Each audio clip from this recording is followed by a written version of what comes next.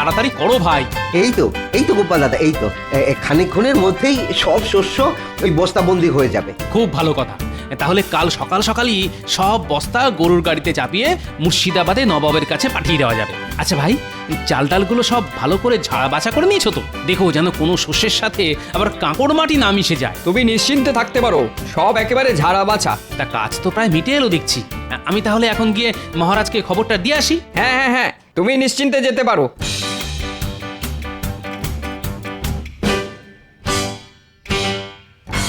কিরে, কাজ শেষ? আর ঘন্টাখানেকের মধ্যেই হয়ে যাবে। শোন, কিছু বস্তায় শস্যের সাথে কাঁকড় মাটি নুড়ি ভেজাল মিশিয়ে দে। ভেজাল? ভেজাল মেশাবো কেন? তাতে কিছু শস্য বেঁচে যাবে, আর বেঁচে যাওয়া শস্যগুলো আমার বাড়িতে পাঠিয়ে দেবে। দেখো বোকার মতো কেমন দাঁড়িয়ে আছে দেখো। আরে এর জন্যে তোরা বকশিস পাবি। কিন্তু গোপাল দাদা যে বললো। আরে রাখ তোদের গোপাল দাদার কথা। সে ধর্মপুত্র যুধিষ্ঠির হতে পারে, কিন্তু তোদেরও তো বাড়তি কিছু পয়সা দরকার। না না, এরকম খারাপ কাজ আমরা করতে পারবো না। ভালো কথা বললাম, কানে গেল না? তোরা সকলে দেখছি খুব গোপাল দাদার ভক্ত হয়ে উঠেছিস। তাহলে মোট বাড়তি রোজগারের সুযোগকেও যখন হাতছাড়া করলি, তখন ওই বাঁধা মজুরিতেই খেটে মত যত সব।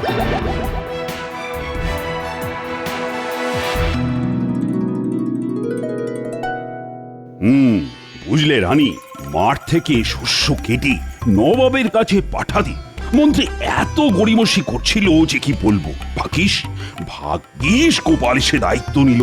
দেখবে ঠিক সময় মতো নবাবের খাজনা মুর্শিদাবাদে পৌঁছে যাবে। গোপাল আছে বলেই তো সব দিক দিয়ে ভরসা। ভেতরে আসবো মহারাজ? হ্যাঁ হ্যাঁ, এসো এসো এসো। ওদিকের খবর কি?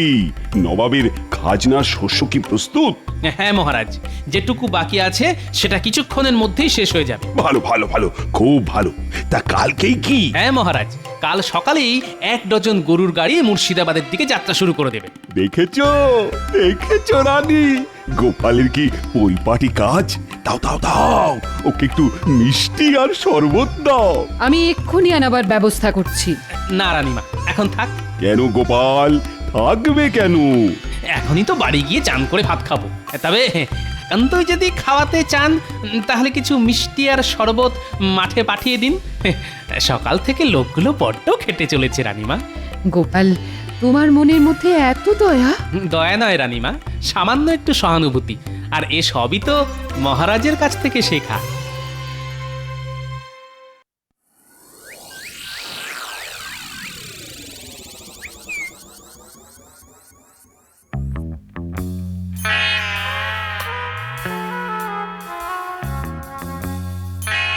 ভেবেছিলাম বস্তায় ভেজাল মিশিয়ে দিয়ে কিছু বাড়তি রোজগার করব, কিন্তু ওই পেট মোটাটার জন্যে আমার সে বাড়া ভাতে ছাই পড়ে গেল। ধুর ধুর, ভালো লাগে না।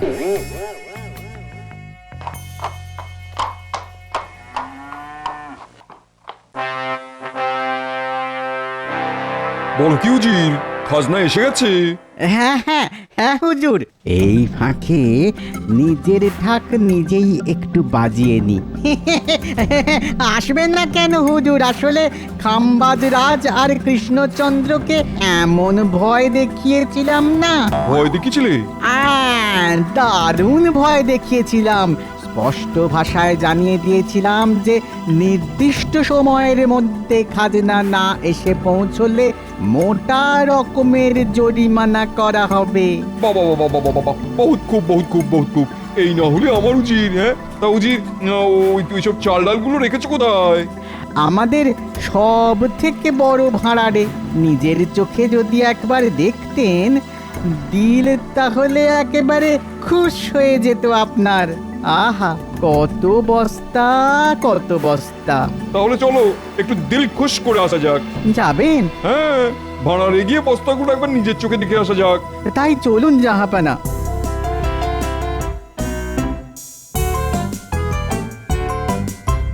কি হে ভাড়ার রক্ষক, গেলে কোথায়? আরে আরে, কি সৌভাগ্য আমার! স্বয়ং স্বয়ং নবাব বাহাদুর এসেছেন। ভেতরে নিয়ে চলো তো দেখি। আসুন আসুন জাহাপনা।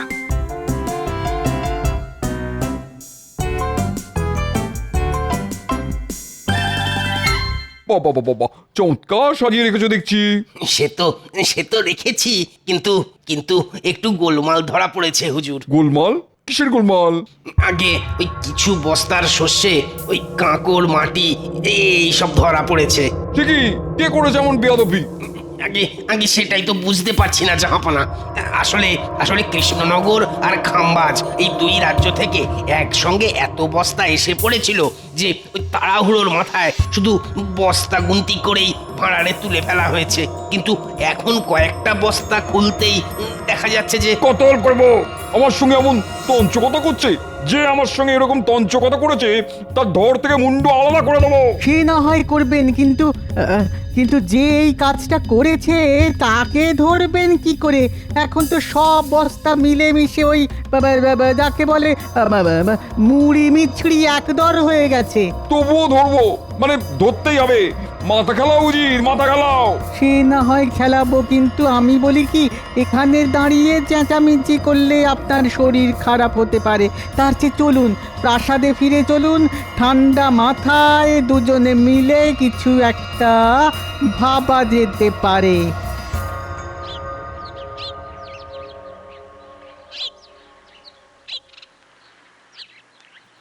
কি গোপাল, বাজার হয়ে গেল? আগে হ্যাঁ, হাতের থলিটা তো দেখছি বড্ড ছোট, তা কি কিনলে? ওই তো কটা আলু, একটা পুঁচকে বেগুন, সামান্য লাউ শাক আর কুচো মাছ। আমার কিন্তু এত কমে আবার হয় না। আমার রোজ গোটা মাছ চাই, টাটকা আনাজপাতি চাই। আসলে আমি তো আর তুমি নই। হ্যাঁ সে তো জানি, আর সেই জন্যই তো ওই বাঁ হাতের বাড়তি রোজগারের জন্য সারাক্ষণ ছোক ছোক করেন।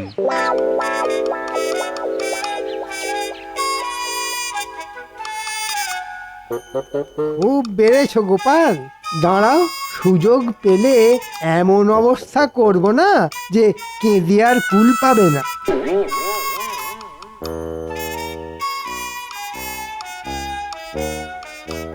কি হলো উজির, মাথা থেকে কিছু বের হলো? চেষ্টা তো করেই যাচ্ছি হুজুর, কিন্তু কি করে বের হবে? কাবাব আর বিরিয়ানি খেয়ে খেয়ে তো মাথার ঘিলুতে চর্বি জমে গেছে। শোনো, তোমার ভরসাতে না থেকে আমি নিজেই একটা মতলব বের করে ফেলেছি। বের করে ফেলেছেন? বলুন বলুন শুনি, বলুন। না, এখন কিছু বলবো না, তবে কৃষ্ণচন্দ্র আর খাম্বাজ রাজাকে খবর পাঠাও। আমি যা বলবো তাদের সামনেই বলবো। ঠিক আছে।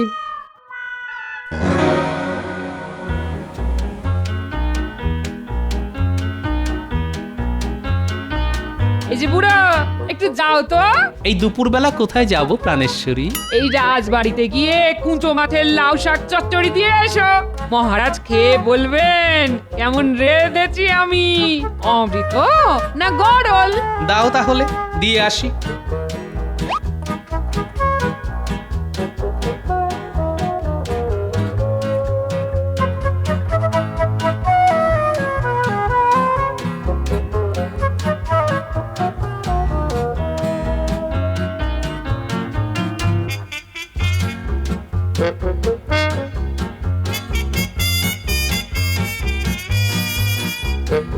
মহারাজ। আরে গোপাল যে, কি খবর? না খবর কিছু নয়, আসলে আপনাদের বৌমা ওই কুঁচো মাছ দিয়ে একটু লাউ শাক চচ্চড়ি করেছে। মহারাজ যদি একটু খেয়ে দেখেন। ও মা, লাউ শাক চচ্চড়ি? দাও দাও, আমি খাবো আমি। কিন্তু মহারাজ। উনি তো ভোরবেলাতেই মুর্শিদাবাদ চলে গেছেন। মুর্শিদাবাদ? কিন্তু কাল রাজসভাতে তো কিচ্ছুটি বললেন না। জানলে তো বলবেন। আসলে কাল রাতেই তো খবর পেলেন যে নবাব জরুরি তলব করেছেন। নবাবের জরুরি তলব? ব্যাপারটা কেমন যেন খটোমটো ঠেকছে। ঠিক আছে, বাটিটা রাখুন, খেয়ে বলবেন কেমন রেঁধেছে আমার গিন্নি।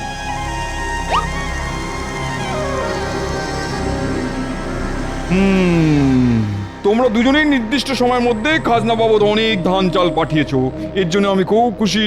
আগে আপনাকে খুশি করাই তো আমার কর্তব্য। কিন্তু তার মধ্যে অনেক বস্তায় ভেজাল আছে। মানে অনেক বস্তাতে ধান চালের সঙ্গে কাঁকড় মাটি আর নুড়ি মেশানো আছে। সে কি? আমি কিন্তু কোনো ভেজাল বস্তা পাঠাইনি হুজুর।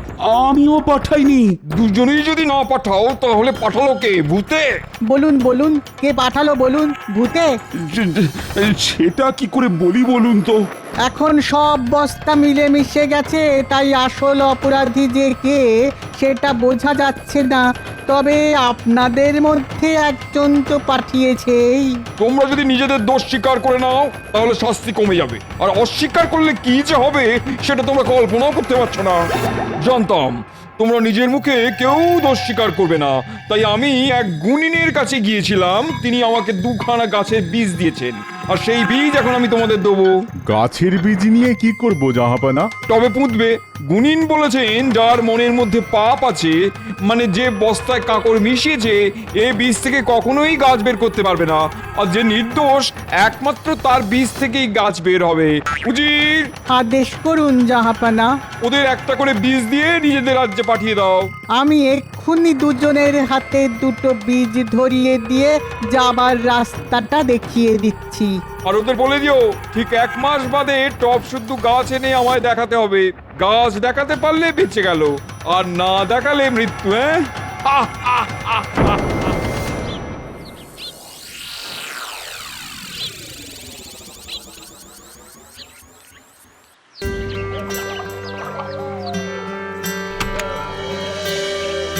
হে মা, বীজ থেকে যেন গাছ বের হয়।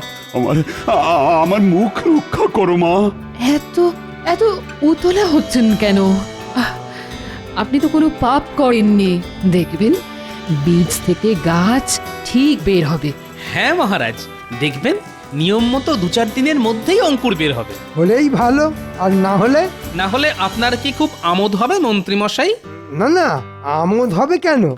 মানে মহারাজের শাস্তি মানে তো আমাদেরই শাস্তি, তাই না মহারাজ? নবাবের কোপে পড়ে মহারাজের গর্দান গেলে ওই নবাবকেই আচ্ছা করে তৈলমর্দন করে কৃষ্ণনগরের সিংহাসনে বসতে হবে আমাকেই। হ্যাঁ, দেখি কোথাকার জল কোথায় গিয়ে দাঁড়ায়।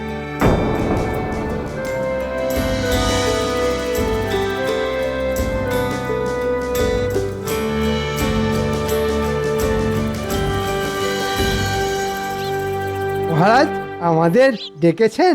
আর ডেকেছেন? আমার তো সর্বনাশ হয়ে গেছে মন্ত্রী। 15 দিন হয়ে গেল।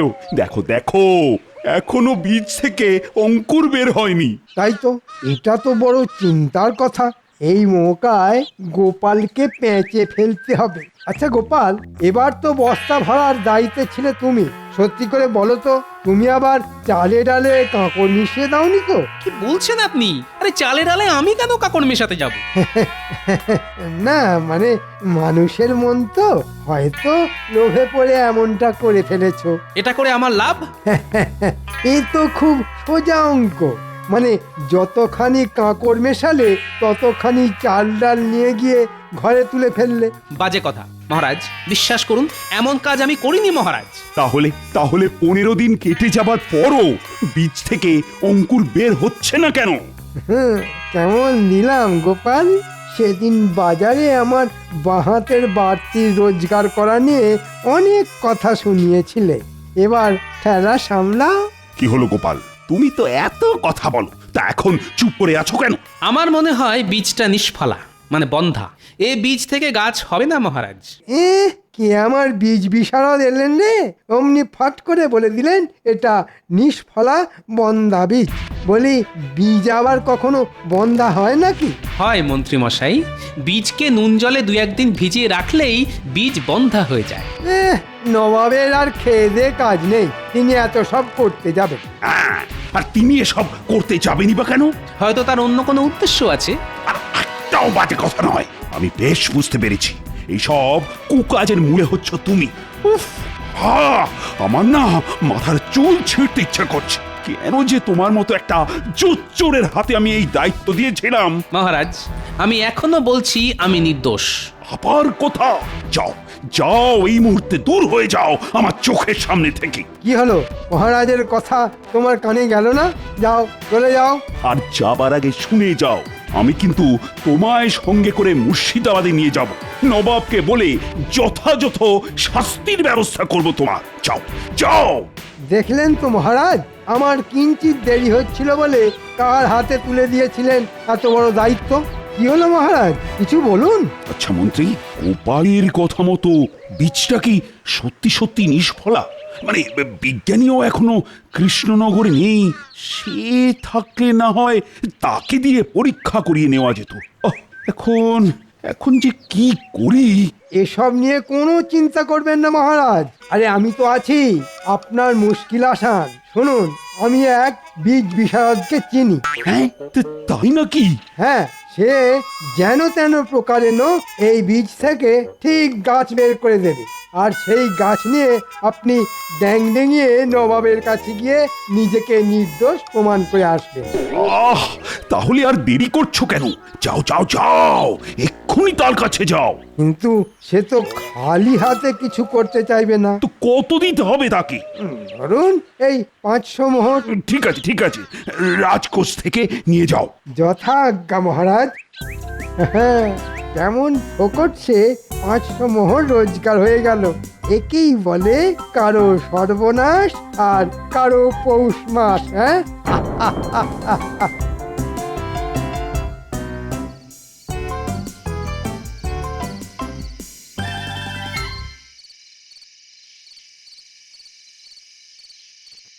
ভেতরে আসবো রানীমা?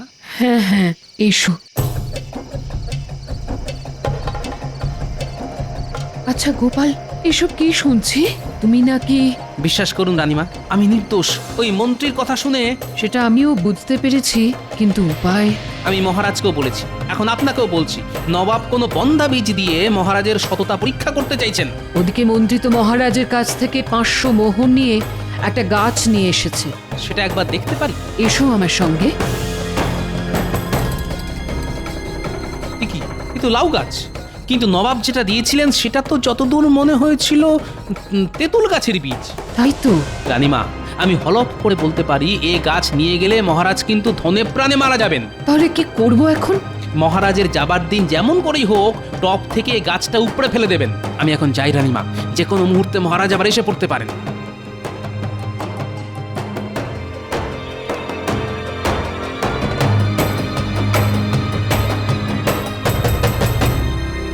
আসছি তাহলে রানী।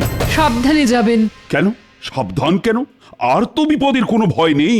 গোপাল আমার সাথে শত্রুতা করলেও মন্ত্রী তো আসল কাজটা করেই দিয়েছে। আমার টবে শুধু বীজ থেকে অঙ্কুরি বের হয়নি, লাউ গাছ যে লাখ লাখ লাখ লাখ করে বেড়ে উঠেছে। নবাব দেখবেন আর নির্দোষ বলে আমায় ছেড়ে দেবেন।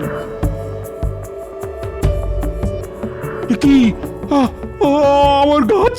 হায় হায় হায়, এ তো টপ থেকে কেউ উপড়ে নিয়ে চলে গেছে। এখন এখন আমি কি করব? মন্ত্রী, ও মন্ত্রী, দেখো দেখো দেখো, টব আছে, গাছ নেই। তাই তো, কে করলো? কি করে বলবো? তাহলে কি হবে? ইয়ার হবে, আমার গর্দানটাই যাবে। তাতে আমার ভালো হবে। তোমার গর্দান গেলে রাজা হব আমি। হ্যাঁ, আমি বলছি, যা হয়েছে তাতে হয়তো আপনার আমার সকলের ভালোই হবে। যান, ওই খালি টব হাতে করে নবাবের কাছে যান। আরে খালি হাতে গেলে তোমার মাথার সিঁদুর, হাতে শাঁখা পলা সব যে চিরকালের মতো খালি হয়ে যাবে রানী। তবুও বলছি, নির্ভয়ে গিয়ে সত্যের মুখোমুখি দাঁড়ান। তাহলে যাই। কিন্তু কিন্তু গোপাল কোথায়? ওকে আমি ছাড়বো না। তাই তো ওকে ধরে এনে রথে দাঁড় করিয়ে রেখে দিয়ে এসেছি। পালাবার কোনো পথ নেই, কারণ রক্ষীরা ওকে পাহারা দিচ্ছে।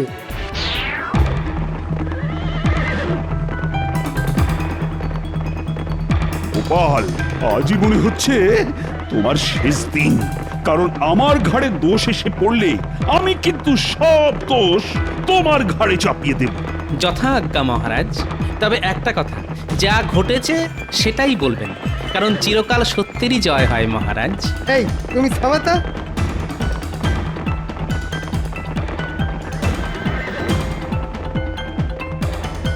বীজ থেকে গাছ হয়েছে। হ্যাঁ মহারাজ, এই এতখানি একটা তেঁতুল গাছ। বহুত খুব, নিয়ে এসো নিয়ে এসো। মন্ত্রী, গাছ নিয়ে এসো।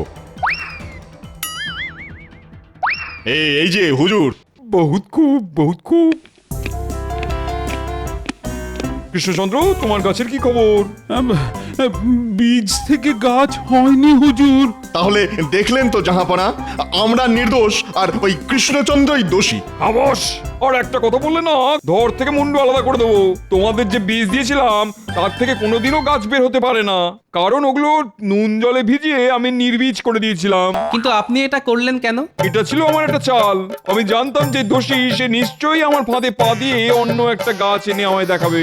দেখলেন তো মহারাজ, আমার কথা মিলল কিনা? আমায় ক্ষমা করে দিন জাহাপানা, কথা দিচ্ছি এমন অপরাধ আর কোনোদিন করব না। কৃষ্ণচন্দ্র, তোমার সততার পুরস্কার হিসেবে তুমি পাবে ৫,০০০ মোহর আর ৩ বছরের জন্য খাজনা মুকুব।